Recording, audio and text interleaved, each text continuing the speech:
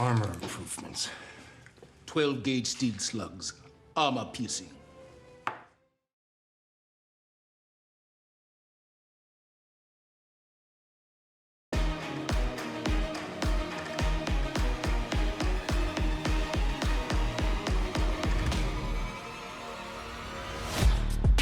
John has been on his warpath for a while and needs it to end.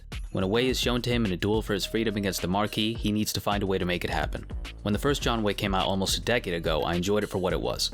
A single contained movie set in a cool world with some damn good action. But I could never have imagined the heights this series would go to. With every new release, the filmmakers were given more resources and leeway to do whatever they wanted. So 2 was substantially longer and a little bolder than 1, 3 was a little longer and a lot bolder than 2, and now we're here with the 4th being the longest one at just under 3 hours and is the boldest by far. That vision isn't without its downsides. The bloat in some aspects, like the invincibility of John and especially the runtime, are exacerbated here more than ever before, but I'm not sure if I really care. The acting, music, cinematography, production, and sound editing is so good, with the action being worth the price of the ticket 4 times over. There are 3 major set pieces that are good enough to be the climax of any movie and end on a high note. The director, choreographer, actors, stuntmen, and film crew work their asses off to make it happen, and what they put together this time around is some of the best in the series. Each major one goes on and on, but not like in some movies where it's a monotonous blur that gives me a headache. It's always comprehensible and it'll keep things fresh even though you know John's gonna headshot and double tap his way through assassins when he's not showing off his Uchimatas. It'll change the location, enemies, how many are involved, which character is dealing with them, how it's shot, and how many canines or cars are involved.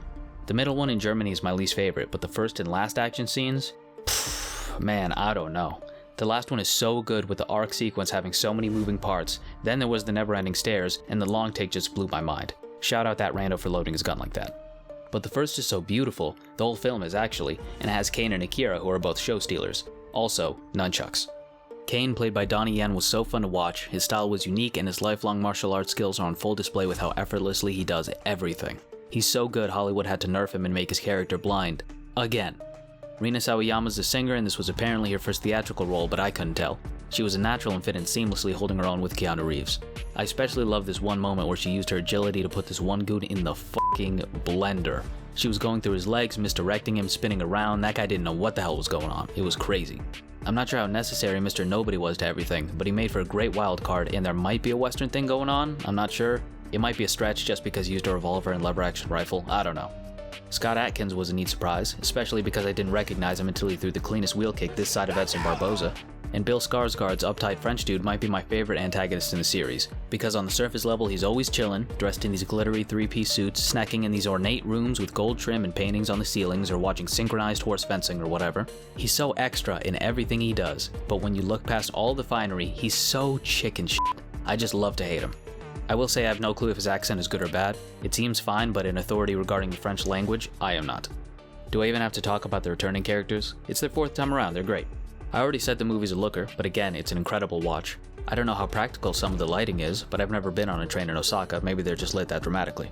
The soundtrack's my favorite in the series in due part to everything from La Castlevania. Now as a story, a well-structured, evenly paced film, something like Mission Impossible Fallout beats it every time. So does John Wick 1 and probably 2. But 4 is just peak action. After Osaka, I felt like I needed a cigarette, that's how exhilarating it was, and that was the first real action scene. There are a lot of movies that have run-of-the-mill action, where it's there because it has to be, made by actors who aren't trained enough, directed by people who don't care about it or aren't given the time and resources to get it right.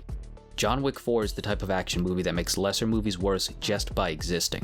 Nothing is half-assed. Watch this movie. Also, Hiroyuki Sanada, fucking baller. The vest ascot kimono combo, elite. So that's the video. Thank you for watching, and if you want to see anything in the future, be sure to subscribe here and or follow me on Twitter for updates. Later.